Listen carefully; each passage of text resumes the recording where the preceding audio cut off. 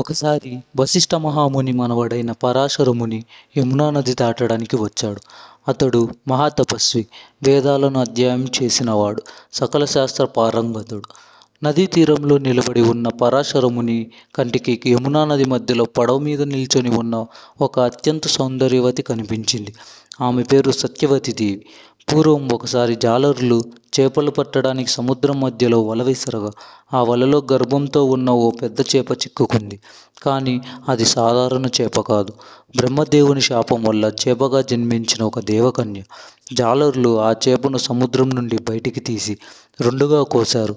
దానితో ఆ చేప శరీరంలో ఉన్న దేవకన్యకు విమోచనం దొరికి ఆకాశంలోకి వెళ్ళిపోయింది. కానీ జాలరులకు ఆ చేప గర్భంలో 2 పసిబిడ్డలు దొరికారు.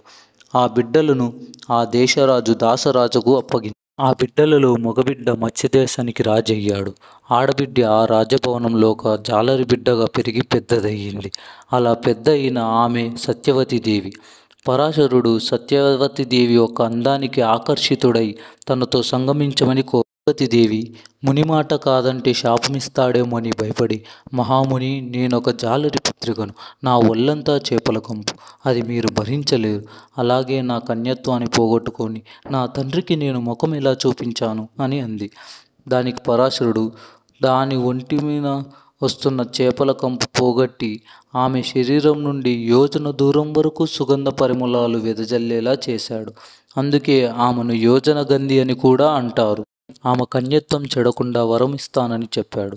అప్పుడు సత్యవతి దేవి ఇది పత్తె పొగలు, ఎవరైనా చూస్తే అని మరో సాకు చెప్పి తప్పించుకోవాలని చూసింది. దానికి పరాశరుడు చిన్నగా నవ్వి తన శక్తితో మేఘాలతో సూర్యుడిని అడ్డగించి లోకాన్ని చీకటి చేశాడు. దానితో ఆమె చేసేది ఏమీ లేక ముని చెప్పిన దానికి అంగీకరించింది. వాళ్ళ ఇద్దరి కలయిక వల్ల వ్యాసుడు జన్మించాడు. ఆశ్చర్యం కలిగించే విధంగా వ్యాసుడు పుట్టగానే పెద్దవాడయ్యాడు.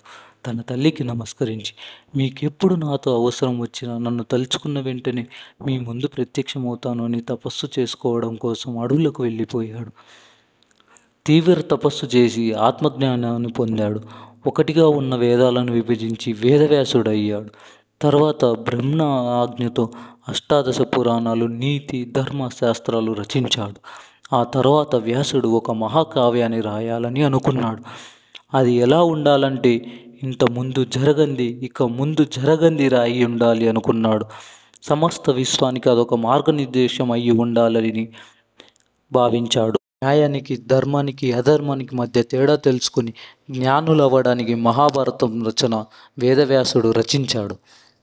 కృష్ణుడు మానవాళికి అందించిన పంచమ వేదమే మహాభారతం. మొత్తం 18 అక్షరోహిణుల సైన్యం, 18 మహారాజుల శౌర్యం, 18 రోజుల కురుక్షేత్ర యుద్ధం, 18 పర్వాల జీవిత సారం ఈ మహాభారతం. మహాభారతం కథ వింటే మనం చేసిన పాపాలు పోతాయి అంటారు. అందుకే మీకోసం కంప్లీట్ మహాభారతం సిరీస్ తెలుగులో చేయబోతున్నాను. నచ్చినట్టయితే మీరు 3కి షేర్ చేసి ఆ 3ని ఇంకో 3కి షేర్ చేయమనండి. Please subscribe. జై శ్రీకృష్ణ అని కామెంట్ చేయండి.